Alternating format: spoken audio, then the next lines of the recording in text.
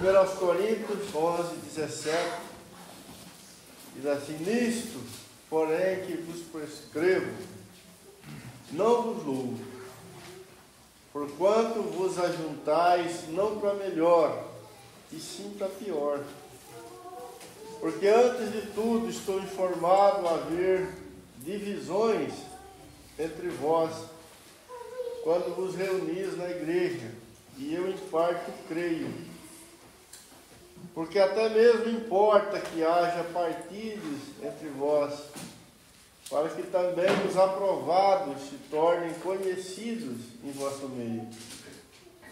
Quando, pois, vos reunis no mesmo lugar, não é a ceia do Senhor que comeis, porque ao comerdes, cada um toma antecipadamente a sua própria ceia, e há quem tenha fome, ao passo que há também quem se embriague.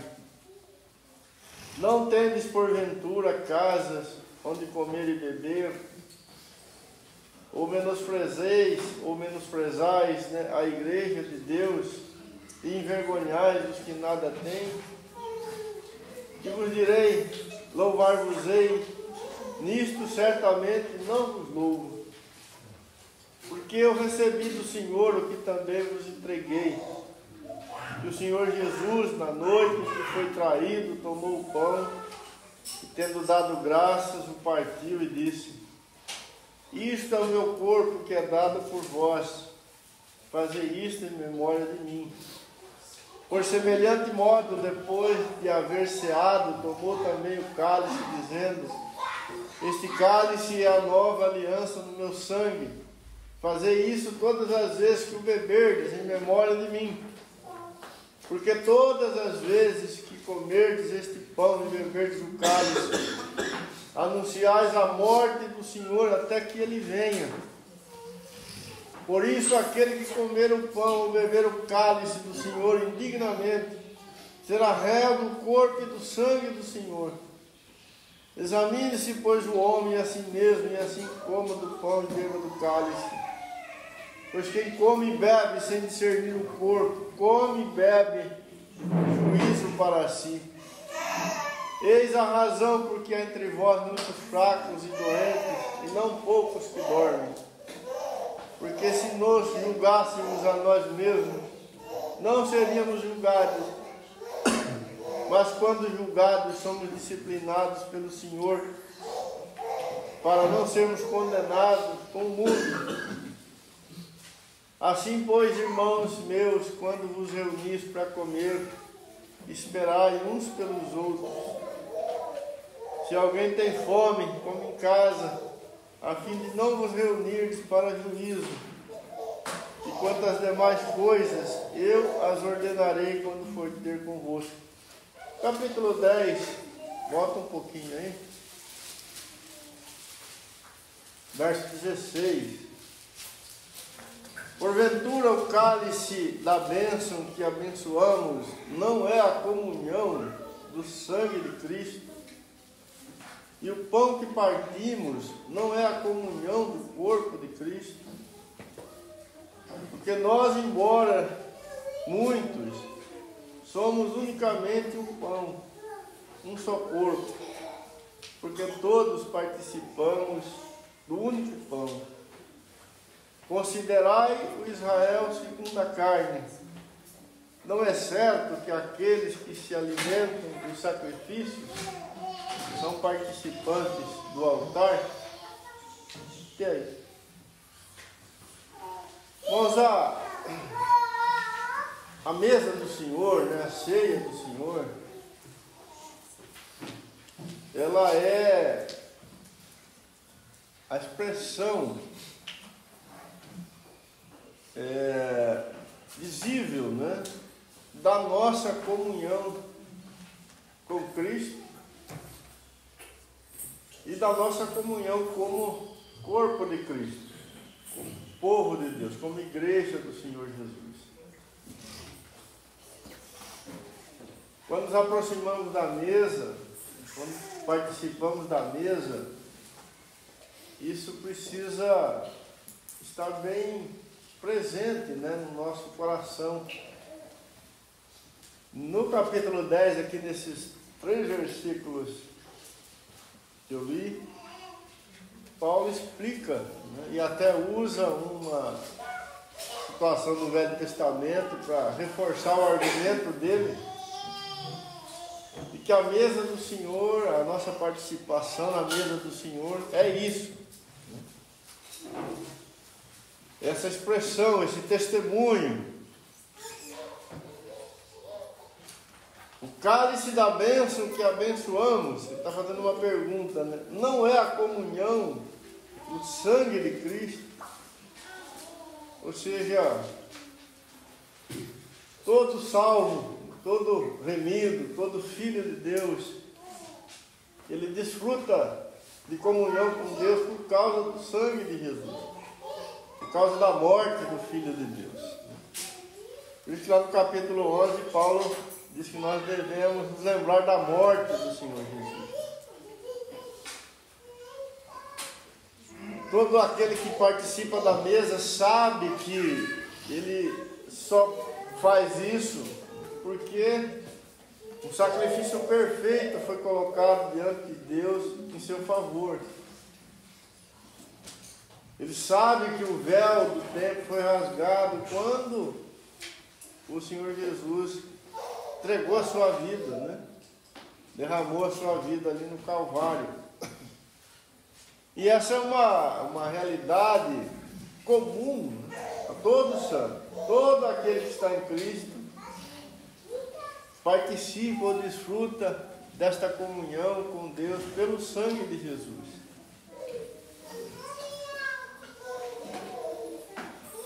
Na noite em que o Senhor foi traído, né, ele tomou lá o cálice e disse: este é meu sangue, né, que será derramado para a remissão dos pecados de muitos. Então é por isso que a igreja faz isso até hoje, vai fazer até quando o Senhor voltar. Temos comunhão com o Senhor pelo sangue de Jesus e no sangue de Jesus. Mas Paulo disse mais, né? Ele disse: o pão que partimos não é a comunhão do corpo de Cristo.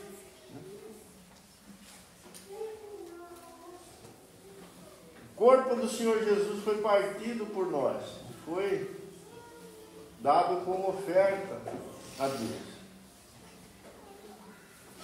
Ele se entregou por nós e nos redimiu, nos resgatou, nos comprou para o Senhor. E algo maravilhoso, né, aconteceu.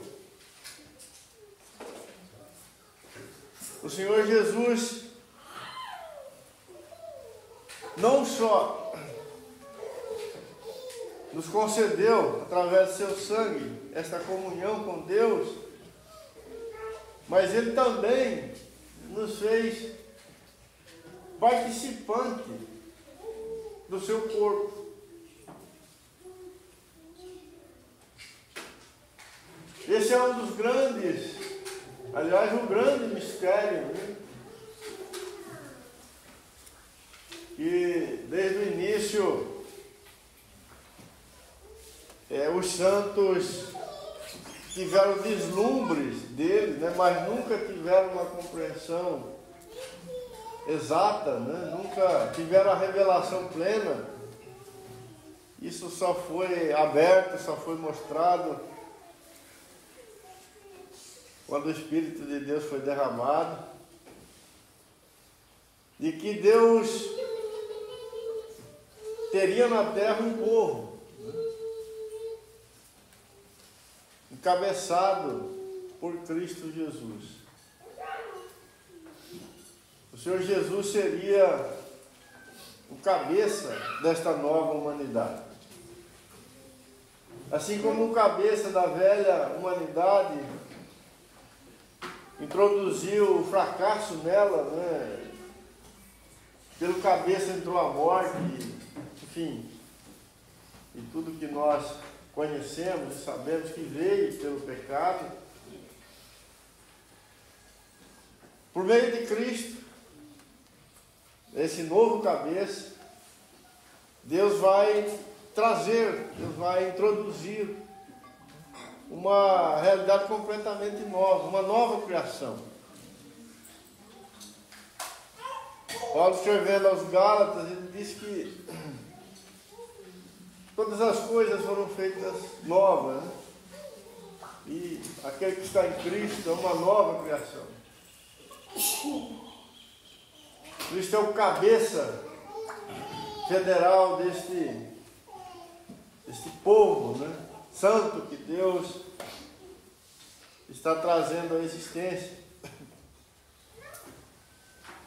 E Paulo aqui, e também em outros lugares, né, ele faz uma alegoria, ele coloca como figura desta realidade o próprio corpo humano, né?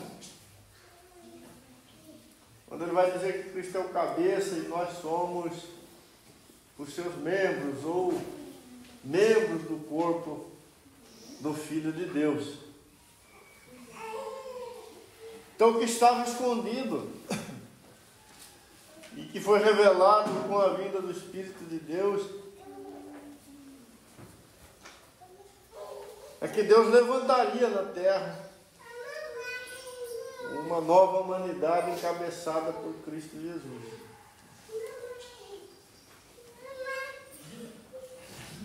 E essa nova humanidade não é outra coisa senão a igreja do Senhor Jesus, o povo de Deus, os filhos de Deus, aqueles que participam de Cristo, aqueles que têm a vida de Cristo, aqueles que estão sendo gerados por Cristo, aqueles que estão em comunhão com Cristo Jesus, aqueles em quem Cristo Jesus está sendo formado neles. E Paulo aqui no capítulo 10 de Coríntios está dizendo que quando nós participamos da ceia, né, nós estamos afirmando isso, que somos o corpo de Cristo. E esse corpo de Cristo, né, ele tem comunhão em Cristo Jesus. Ele é harmonioso em Cristo Jesus. Diferente da velha humanidade, que ela, por ser caída, né, o homem vive sozinho, ele é individualista, ele é errante, né? Ele não conhece nem comunhão com Deus e nem comunhão com o seu irmão, com o seu próximo, né? Isso se mostrou terrível já no início. Caim matou Abel. E desde então o que a terra tem visto é isto, né? A inimizade, ela reinou desde o Éden e reina ainda no coração e na vida daqueles que não desfrutam, né, desta comunhão com o Filho de Deus. Paulo ainda diz mais, né, no versículo 17: porque nós, embora muitos, somos unicamente um pão, um corpo. Diferente da velha humanidade, que ela é toda espalhada, ela não é encabeçada por Cristo, cada um segue o seu próprio coração, cada um é um errante no seu caminho, cada um está contra o seu irmão, cada um vive para si. A palavra de Deus está dizendo que com a nova criação é diferente, embora muitos somos um pão, um só corpo, porque participamos do único pão.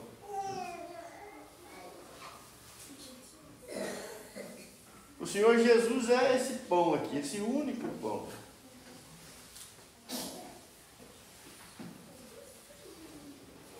E nós nos alimentamos deste pão. Esse pão aqui que Paulo está se referindo, ele fazia parte, né, dos ritos, né, das celebrações que aconteciam lá no templo, em Jerusalém, debaixo do regime da lei, que eram sombras de Cristo Jesus. Periodicamente se era oferecido e colocado pães, né, na presença de Deus como parte dos sacrifícios, né? E eles apontavam para Cristo, o verdadeiro pão, aquele que daria realmente vida para o mundo. E Paulo diz aqui que, embora a igreja tenha muitos membros, né, ela é um só corpo. E embora sendo muitos, somos um único pão. E a razão disso, o motivo disso, é porque participamos de Cristo Jesus. Então, quem mudou a realidade foi Cristo Jesus. Quando o pecado espalhou, o pecado esparramou os homens, o pecado colocou o homem um contra o outro, o pecado fez com que o homem vivesse para si e não se importasse mais com o seu irmão, né, com o seu próximo. Com Cristo e em Cristo isso é completamente diferente. A nova criação ela é encabeçada pelo Senhor. E ela não é assim, esparramada, dividida. Ela tem um só coração, ela tem um só propósito. Ela tem unidade, ela tem comunhão. Em Cristo Jesus, o coração egoísta, individualista, errante, ele é removido. Ele é retirado, ele pertence ao velho homem, à velha criação, à velha mentalidade.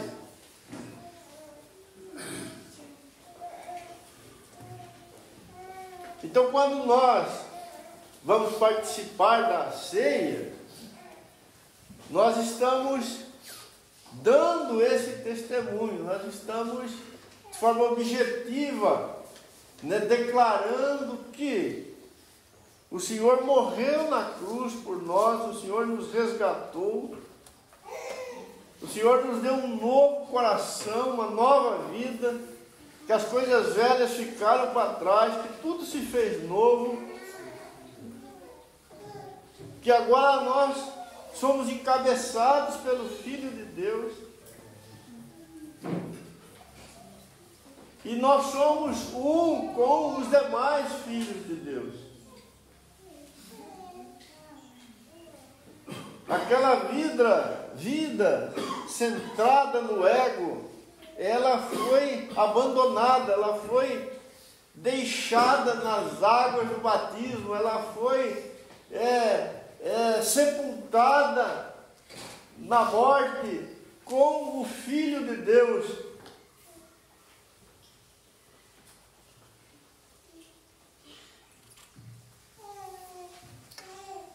Mas aqui em Corinto, os irmãos estavam deixando a desejar em relação a isso.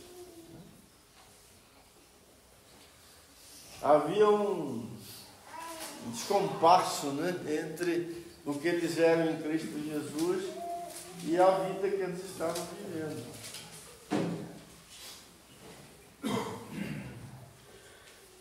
E Paulo denuncia isso olhando para pequenas coisas que eles faziam quando eles se reuniam. E eu queria falar um pouquinho com os irmãos sobre isso.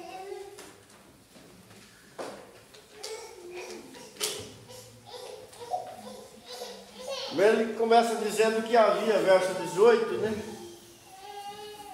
Divisões quando vos reunis na igreja. Então a palavra divisão ou partido e igreja não combinam, né? São antagônicas as realidades aqui. Partidos e divisões pertencem à velha vida, à vida adâmica. Esse homem velho, ele não conhece outra coisa, a não ser divisões e partidos. Assim é nosso coração caído. Ou seja, nós não conhecemos comunhão e unidade com a mente, com o coração adâmico. Isso aí não existe para o homem separado de Cristo. São coisas completamente estranhas. Ele não tem coração para isso. Ele não tem realidade nele capaz de viver isso.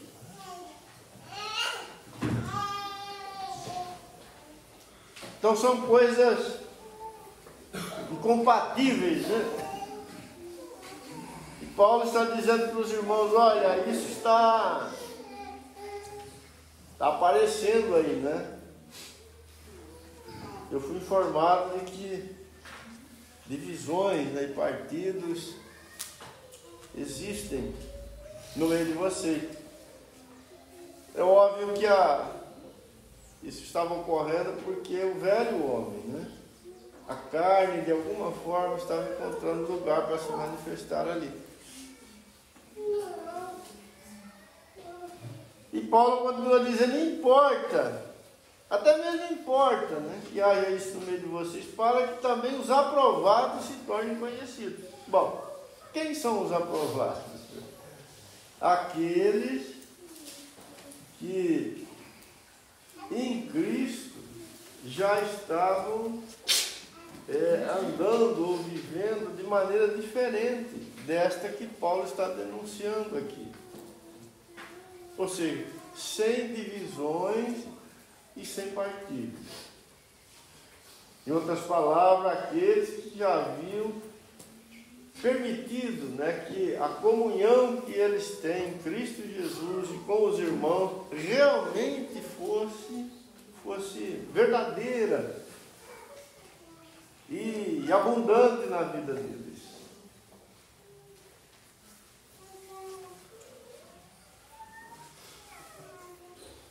Quando, pois, vos reunis no mesmo lugar, não é a ceia do Senhor que comeis. Quando nós não comemos a ceia do Senhor? Quando, verso 21, ao comerdes, cada um toma antecipadamente a sua própria ceia, e há quem tenha fome, e ao passo que há também quem se embriague. Então aqui está a chave da questão, né? Cada um toma antecipadamente a sua própria ceia. Cada um, observe isso. Cada um. Então, o coração do velho homem, ele é assim. Cada um com seus interesses, cada um com suas preferências, cada um com seus gostos, cada um com seus planos, cada um com as suas vontades, cada um.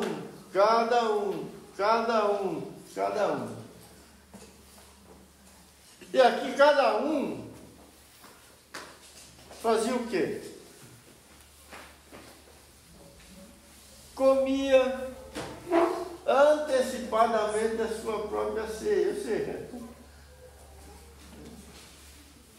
vou comer porque o que importa sou eu, né? Eu trouxe uma comida legal aqui, eu vou comer ela antes que o Vartão chegue e come, né?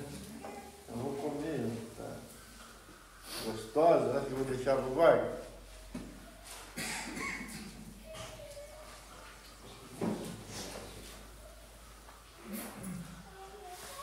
E há quem tenha fome. Bom, eu estando com a barriga cheia, o Jorge se vira, se ele ficar com fome, o problema é dele. Não é assim que o mundão funciona? Ó, tá bom para mim.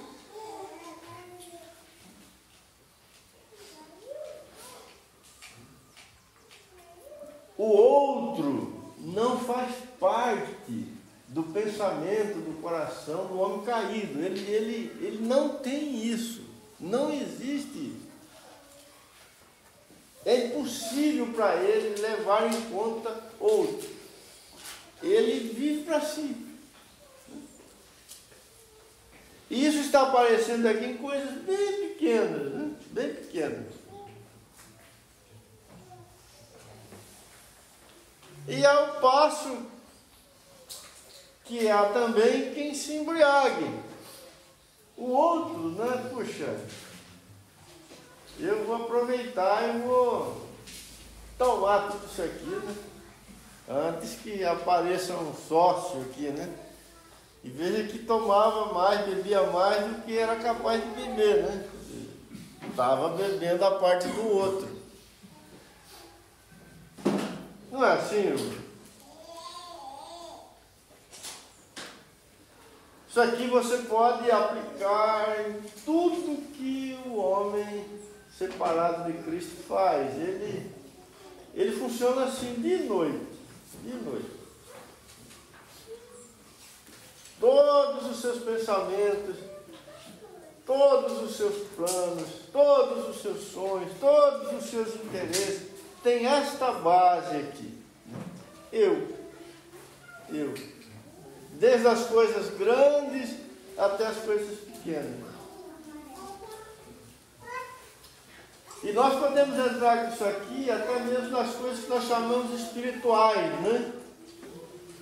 Espirituais.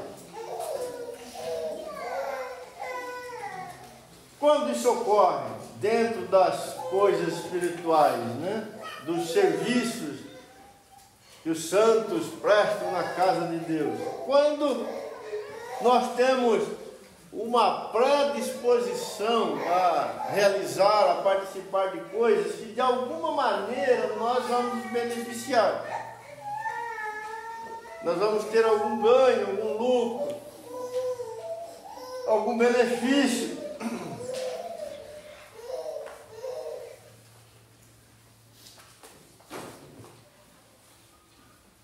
Por que às vezes ficamos bicudos, né, quando somos esquecidos? Ou somos deixados no anonimato? Por que às vezes nós perdemos o interesse quando a honra não será, a princípio, atribuída a mim?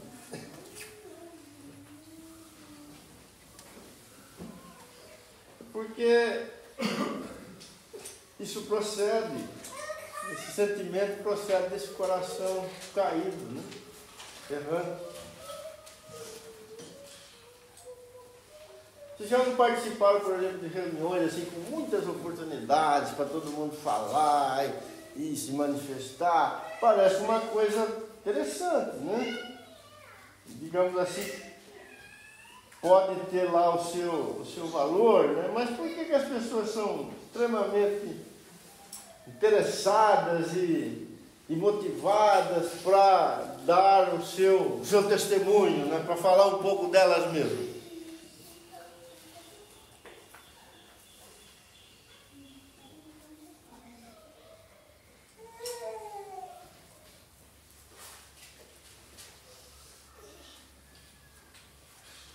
É uma oportunidade para ser visto, para ser notado, para ser observado, né? Nessas horas eu posso ser de alguma maneira valorizado.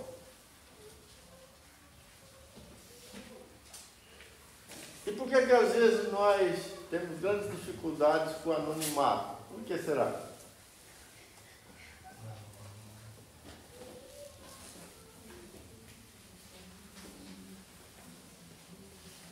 O anonimato é um negócio assim que mexe com as nossas entranhas, né? Por quê? Porque no anonimato eu fico de fora. E eu não gosto de ficar de fora. O meu coração caído, ele quer ser o primeiro, ele quer mostrar, né? Oh, tô aqui, eu sou bonito, eu sou inteligente, eu sou melhor.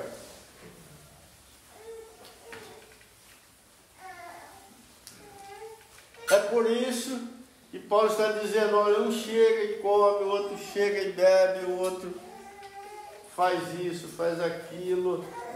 Isto pertence à velha criação. Foi para nos tirar disso que Cristo Jesus morreu na cruz. Nós somos um corpo em Cristo Jesus. Nós somos um pão em Cristo Jesus. Porque nós todos comemos de um único pão que é Cristo Jesus.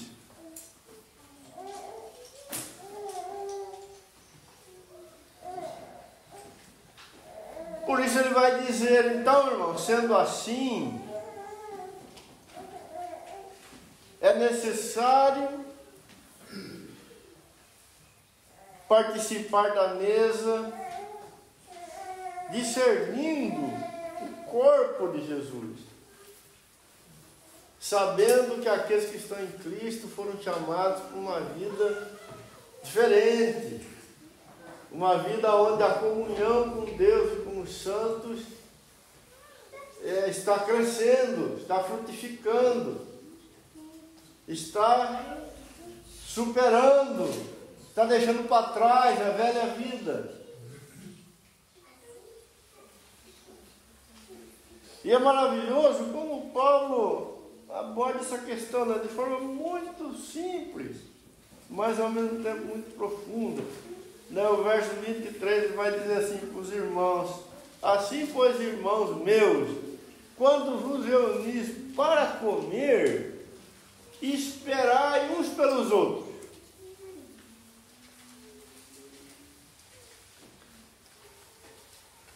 Os santos, aqueles que estão em Cristo, são aqueles que esperam uns pelos outros. Mas o velho homem, ele é diferente. Cada um toma antecipadamente a sua refeição. Veja a diferença, a grande diferença, a completa diferença entre os filhos de Deus e aqueles que não são filhos de Deus. Esperai uns pelos outros.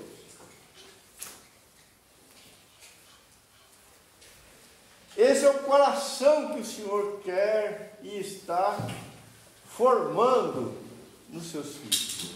Porque Cristo é assim. Cristo é assim. Aqueles que estão em Cristo, eles não conseguem mais viver sem levar em conta o seu irmão. É aquele que não consegue mais beber se o irmão não beber também. É aquele que não consegue mais comer se o irmão não comer também.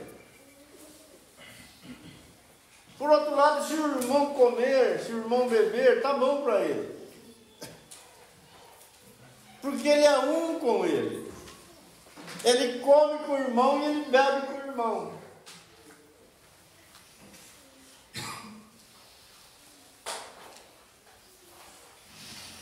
Você se lembra lá no começo, em Atos? Abre lá comigo. Atos 4.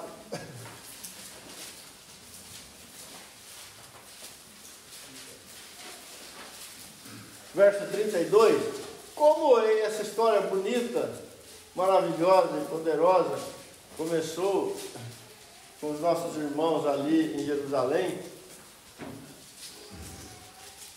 Atos 4,32 diz assim: da multidão dos que creram, era um coração e a alma. um, o coração e a alma. Somos um pão, somos um corpo.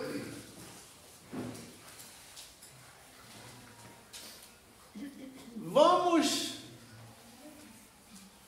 pensar em algo importante. Paulo ali, Coríntios 11, ele diz que nós devemos nos julgar, porque senão o Senhor nos julgará.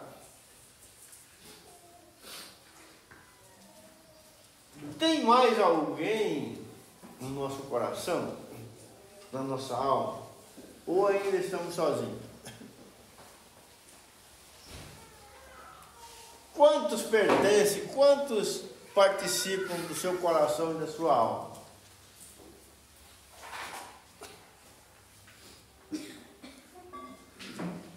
Coração e a alma do homem caído, não tem mais ninguém, é só ele. Se você procurar lá, só tem um carinha lá, não tem mais ninguém. Mas o coração e a alma dos filhos de Deus, ela é diferente, né? Se você abrir a janelinha e olhar dentro assim, tem uma multidão lá.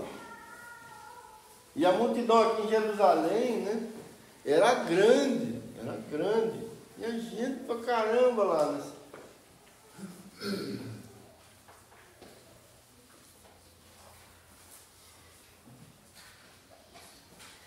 Ninguém considerava exclusivamente sua nenhuma das coisas que possuía. Tudo, porém, lhes era comum. Isso aqui, irmão, não é utopia. Isso é o Evangelho de Jesus.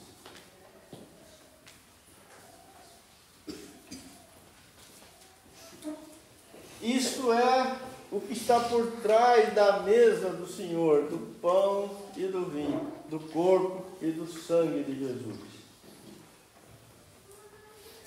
Se continuarmos lendo o texto aqui, vemos que eles venderam as coisas que tinham, ajudavam os necessitados. Às vezes a gente olha para o texto e fala, puxa, esses irmãos eram bonzinhos, né? Ficamos nisso. Irmãos bonzinhos, eram bonzinhos, né? A misericórdia de Deus tinha trazido bondade para o coração deles. Mas a questão principal aqui não é esta de ser bonzinho. A questão principal aqui é que Deus mudou o coração deles. De corações centrados, né, em si mesmos, individualistas, para um coração que agora via, e não só via, mas vivia a realidade corporativa, ou seja, todos os filhos de Deus faziam parte da sua vida.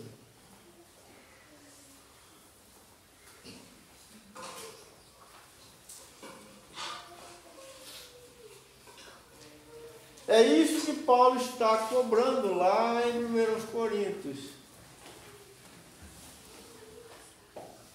Como, irmão, você pode chegar e beber tudo, comer toda a comida e não se lembrar do seu irmão?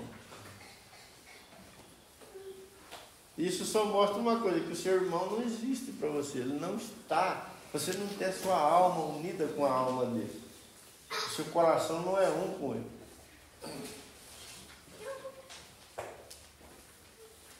Se é um o nosso coração e a nossa alma, nós vamos nos alegrar com aqueles que se alegram e nós vamos chorar com aqueles que choram.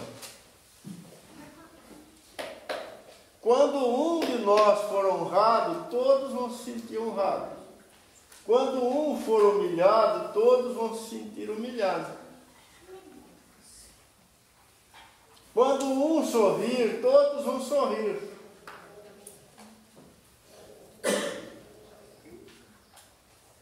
Se alguém ganhar, né, um carinho, né, uma carícia, e fizerem cócega embaixo dos seus braços, e ele começar a sorrir, nós não vamos pedir para que façam cócega no nosso sovaco também, para a gente dar risada. Não, nós vamos sorrir com as cócegas dele.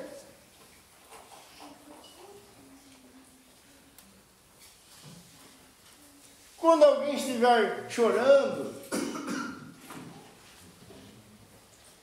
não vai ser necessário que a mesma tragédia caia na nossa cabeça, porque nós somos um com aquele que está chorando, nós vamos chorar com ele também.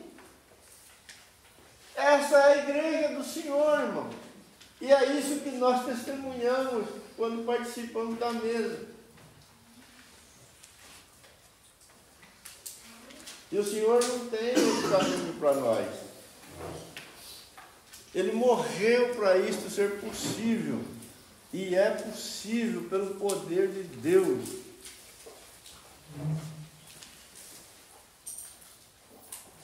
Mas como que nós vamos fazer isso? É uma obra de Deus, do Criador do universo.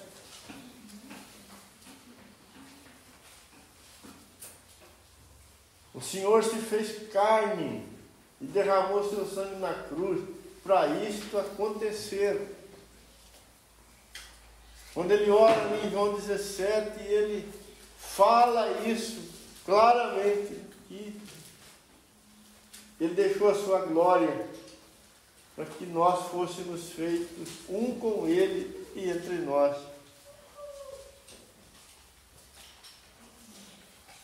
Mas todo o velho coração precisa ser tirado de nós. Quando você passou lá pelas águas do batismo, quando eu passei pelas águas do batismo, estávamos declarando a morte do velho homem em Cristo Jesus.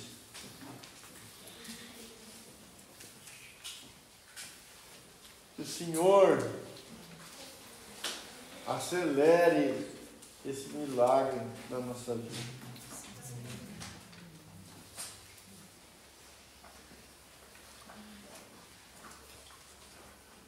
Porque essa é a grande maravilha, né, de ser povo de Deus. E o Senhor nunca vai desistir disso. Não vai. E essa é a bênção, a grande bênção que nós temos em Cristo. Temos comunhão com o Senhor e comunhão com os filhos de Deus. Então nós vamos cear, mas fica essa palavra para meditarmos juntos. O que realmente estamos vivendo na presença do Senhor. Estamos crescendo, estamos respondendo, ou estamos resistindo o chamado do Senhor na nossa vida.